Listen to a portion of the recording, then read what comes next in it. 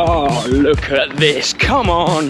Let's be honest, what we're all looking for as runners is a way to stay out here doing the thing we love the most. But there are things you could be doing before your run, let's call them mistakes, that could have an impact on your run, or worse, on multiple runs. Yep, and so what we've done is we've sat down and we've come up with our 7 biggest mistakes that you can make before running, but we've also given you the solutions, motorbike, hey, so that you can keep doing the thing that you love the most, which is this.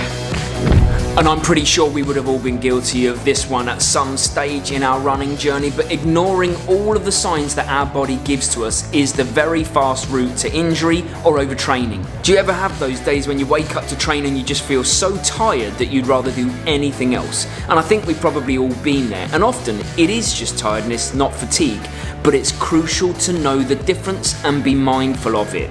I see tiredness as something that you naturally feel most days when you wake up, whereas fatigue is far more exercise-induced tiredness. And then you might use whatever you use to check your heart rate variability, which is another great way of knowing whether you should train as normal, dial it back, or rest altogether.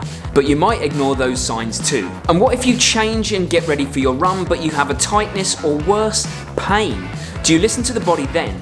Are these warning signs, or do you train on regardless? What's better here, one missed run or a month of missed runs? Learning to walk the line between what the body is telling you and what you want to do is often very tough and does come over many years of experience. But ignoring the signs altogether, one of the worst mistakes that you can make before running. One mistake that a lot of new runners make, I have to be quiet because it's really early, is going out for their runs without any idea of a plan or structure. Today's really important to have a plan because we're going to take you somewhere, but look at this starting point. Oh yeah, let's go. So the structure bit is quite self-explanatory. Really, it's just if you're going out for an easy run, call it an easy run. If you're going for easy 8K, call it 8K. You know the distance you're going to do, know the type of session you're going to do. Simple. But the other part of planning and structure is having a plan for your route. And maybe it's easy when you are where you live and you know that's a 10K route, that's an 8K route. You can just go out, you don't have to think. We are on holiday in Koh Phangan. We had to plan our route, otherwise we're going to get horrendously lost. But look at where it leads us.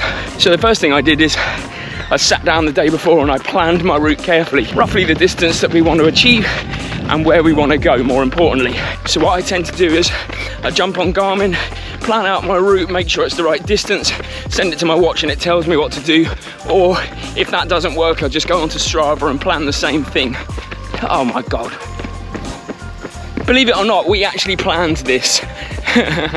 This is the planned version.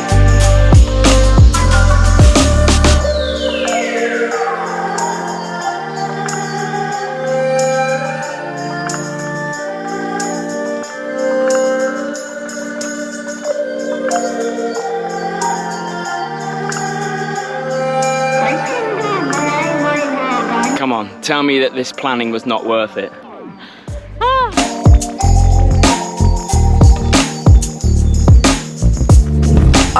Here's something that's actually quite delicate to talk about. That is going to the toilet. You see, going to the toilet before a run might be one of the most crucial... Hold up a second, I'm gonna... Going to the toilet before a run is really, really important because when you get exercising, when you get moving, your body's getting warm, things are moving, things start to happen. Especially if you're exercising in the morning. So it's really important that you try and get to the toilet before you go out running. I'll be back in a sec. And the thing is, even if you try in the morning, sometimes it doesn't work, and that's natural, unfortunately. But you've got to at least try to make something happen before you go. Bear with me 1 second. So what you can do when you go out running is, obviously you've tried to go to the toilet, you've tried to sort it out, but you can also make sure you're prepared for any eventuality. So in your flip belt or whatever you're carrying with you, take some essentials with you, a little pack if you like. I always take tissues, you can take wet wipes, you can take a little plastic bag. Okay, back in a sec. I suppose we're predominantly talking about morning runs. Excuse me. Likewise with races, your body's going to be knowing what's coming, the adrenaline's firing, and usually on race day or maybe on a big session day, your body will take care of itself and you might make a visit to the bathroom many times. Either way though, don't ignore what your body is trying to tell you, or at least what you know your body wants to do in the morning, because 99% of the time you'll be okay. 99% of the time something will happen before you go for a run, or nothing will happen on the run. 1% of the time, I don't even want to bring myself to say it, but let's just say find a bush, otherwise it gets worse. Hopefully you can find a bush. Not always. Not always. And one of the biggest mistakes that runners can make when it comes to training and racing actually is getting their fueling wrong. And in this particular instance, our decision is about when do we eat? Do we eat before our run or do we eat after? And what do I mean by when to fuel? I guess the two things you've got to look at is the type of session you're doing and when it is in the day as to when you can feasibly fuel before it, because this session is 7 AM and did you see me having breakfast? No, I mean I would have showed you. I mean it's not like it's not on camera. We haven't had breakfast. So let's take this run as an example. It's 7 AM-ish, it's an easy run of 10K, probably gonna take us about 50 minutes. And what that means is that I'm gonna do it fasted. I'm not actually going to fuel, don't need the fuel.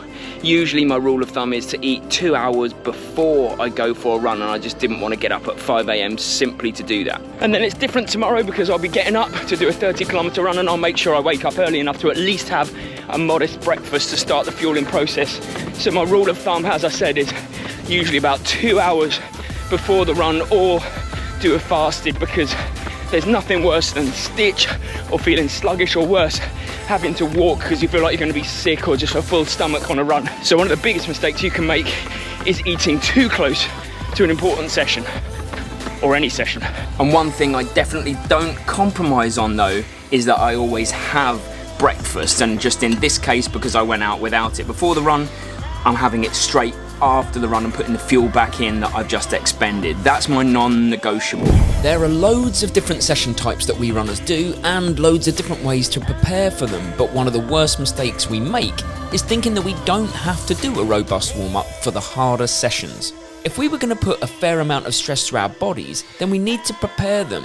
And if we're doing hard intervals, then I suggest that you need to get the muscles warm first, with maybe a 5 to 10 minute easy jog, then some mobility work like dynamic stretching, and then finish with some running drills that are specific to what you're about to do.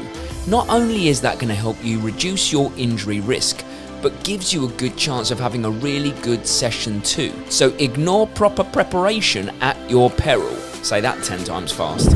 I think this is actually getting less prevalent, but if you do this, then you need to stop, and that is static stretching before you exercise. And if you're in any doubt about what static stretching is, it is simply stretching whilst you are standing still, whilst you are not moving. Your aim for that stretch is to elongate the muscle, because we know over the longer term that slightly longer muscles, more supple muscles, reduce the risk of injury.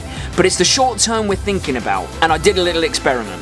Over the short term, when you stretch, your muscle becomes slightly longer. The tendons or ligaments and the muscle itself is strained and fatigued that little bit. So imagine then doing exercise on an already strained or fatigued muscle and ligament and tendon. If you look at force applied on a shorter muscle, which would be your normal muscle, before exercise, hopefully a small amount of force won't do anything to the muscle. You'll be absolutely fine.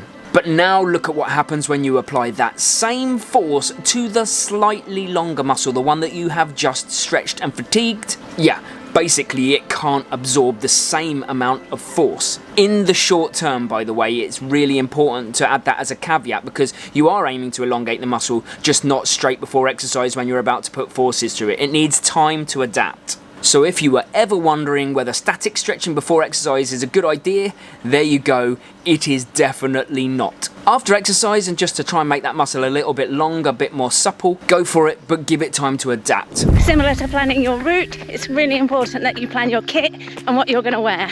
And I don't just mean nice colours, we all know I love a pink short, but I mean stuff to make it functional and to make your run work for you. Back when I first started running, I used to carry my phone at first in my hand, and I think that's what was causing me so many injuries at the time. So one of the basic pieces of kit that I nearly always wear is a flip belt. It carries my phone around my waist, so there's no added tension on any part of my body.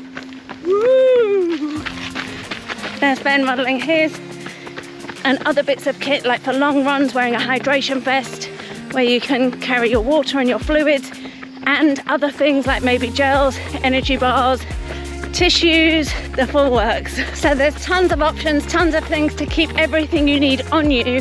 But I think really the most key point and important takeaway is to not carry stuff in your hands, because apart from a GoPro obviously, to share important messages, but carrying stuff in your hands can lead to tension in parts of the body. It can lead to muscle imbalance, and obviously the worst thing, injury. So avoid it at all costs. Plan your kit, get everything on you that you need, and go and enjoy your run. Hopefully this video has brought you some value, and if it has, then consider subscribing to the channel, but never a hard sell. Although I am now locked in a race, the first to 100k subscribers with Ben is running. I don't even think he knows he's in the race. We have talked about it before, but who's gonna get there first? And if you like this video, you're definitely gonna like this video, which is the 7 habits of highly successful runners. I really think it can help you as well. Thanks for watching. See you Wednesday.